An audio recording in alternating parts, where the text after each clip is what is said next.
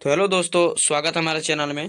Devraj math वाला channel आप लोगों का बहुत बहुत स्वागत है। तो आज हम लेकर आ गए हैं फिजिक्स का क्वेश्चन, जो कि एग्जाम से इम्पोर्टेंट अब हम डालते हैं वीडियो दोस्तों। तो यहाँ पर देखिए क्या कहता है, टिंडल प्रभाव क्या है।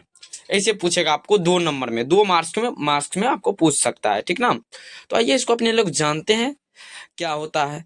देखिए कहता है यहाँ पर, जब किसी घने जंगल के वितान से सूर्य का प्रकाश गुजरता है तो टिंडल प्रभाव को देखा जाता है। जंगल के कुहासे में जल की सूक्ष्म बूंदें प्रकाश का परिकिरण कर देता है। जैसे कि आपको पता होगा बाबू, यहाँ पर कह सकते हैं आप, जैसे मान लीजिए एक टहनी है, इस पे पानी का एक बूंद है, जब इस पे प्रकाश पड़ेगा ना तो यहाँ पर रिफ्लेक्टिव होगा, कह सकते हैं आप यहाँ पर परिकिरणन होगा। जब आप इसके पीछे से देखिएगा यहाँ से, तो आपको लगेगा कि नहीं वहां पर प्रकाश का क्या हो रहा है, परावर्तन नहीं, परिकिरणन हो रहा है। क्या हो रहा है बाबू? प्रकाश का परिकिरणन हो रहा है, ठीक ना। तो चलते हैं अगला क्वेश्चन पे, ठीक ना। तो इसको आप लोग ऐसे ही नोट कर देना है बस, और इससे ज्यादा कुछ नहीं करना, यही टिंडल प्रभाव का काला जाएगा, ठीक ना। चलिए आगे बढ़ते हैं। अगला क्वेश्चन है, विद्युत विभव और विभवांतर में क्या अंतर है।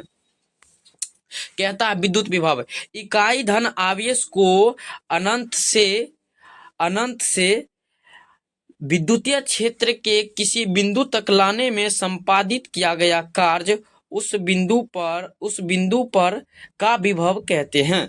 उस बिंदु पर का क्या कहते हैं बाबू? विभव कहते हैं। जैसे यहाँ पर समझिए आप लोग, कह सकते हैं कि ये बिंदु आवेश है। क्या है बाबू? यह एक बिंदु आवेश है। जब हम इसको यहाँ तक लाएंगे ना तो हमको कुछ ना कुछ यहाँ पर कार्य करना पड़ेगा। क्या करना पड़ेगा बाबू? कुछ ना कुछ कार्य करना पड़ेगा, ठीक ना।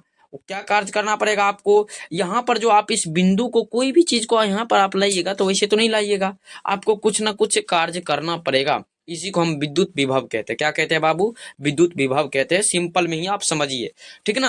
तब इसका ऐसा ही मात्रक क्या होता है बाबू? इसका ऐसा ही मात्रक वोल्ट होता है। इसका ऐसे मात्रक क्या होता है? वोल्ट होता है। चलिए आगे बढ़ते हैं। आई होप कि आप लोग समझ गए होंगे। कोई एक बिंदु आवेश रहता है, उसको हम एक बिंदु से दूसरे बिंदु तक ले जाते हैं, वही ले जाने में किया गया है कार्य आपका विद्युत विभव कहलाता है।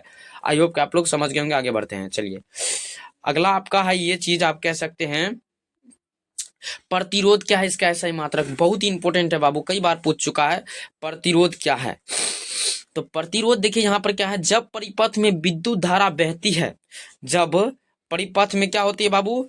विद्युत धारा बहती है। जैसे मान लीजिए यह एक चालक तार है, ये क्या है बाबू? चालक तार है। जब इसमें से धारा जा रही है, क्या जा रही है? धारा आई जा रही है, मान लेते हैं। धारा बहती है तो चालक के अंदर उपस्थित इलेक्ट्रॉन, इस चालक तार के अंदर क्या है बाबू? उपस्थित इलेक्ट्रॉन है।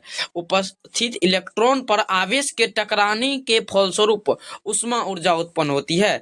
जब ये आवेश आवेश अपने में टकराते हैं, आपस में टकराते हैं, तो उसमें एक उष्मा ऊर्जा उत्पन्न होता है। क्या होता है बाबू? हीट उत्पन्न होता है। आप कह सकते हैं उष्मा ऊर्जा उत्पन्न होता है, और धारा के बहने में रुकावट डालती है। और इससे जो धारा जाती है इस चालक तार से, इसमें जो धारा बहती है उसको जाने में क्या करती है? रुकावट डालती है। अतः प्रतिरोध एक ऐसा गुणधर्म है जिसका, जो धारा का क्या करता है बाबू? विरोध करता है। और इसका ऐसा ही मात्रक होता है, इसका ऐसा ही मात्रक होता है, लिख लीजिए, ऐसा ही मात्रक होता है। इसका एसआई मात्रक ओम होता है। क्या होता है बाबू? इसका एसआई मात्रक ओम होता है, ठीक ना। ओम, ठीक ना। इसको हम इसका संकेताक्षर आर से डिनोट करते हैं। किससे करते हैं बाबू? इसको हम डिनोट आर से करते हैं। इसको आर से दर्शाया जाता है, बड़ा बड़ा आर से, ठीक ना। तो आई होप कि आप लोग ये क्वेश्चन को समझ गए होंगे। अगर समझ लिए हैं तो फटाफट आप लोग स्क्रीनशॉट मार लीजिए। यहाँ से आपका ये क्वेश्चन रहा, ठीक ना। तो मिलते अगले वीडियो में, तब तक के लिए बाय, जय हिंद।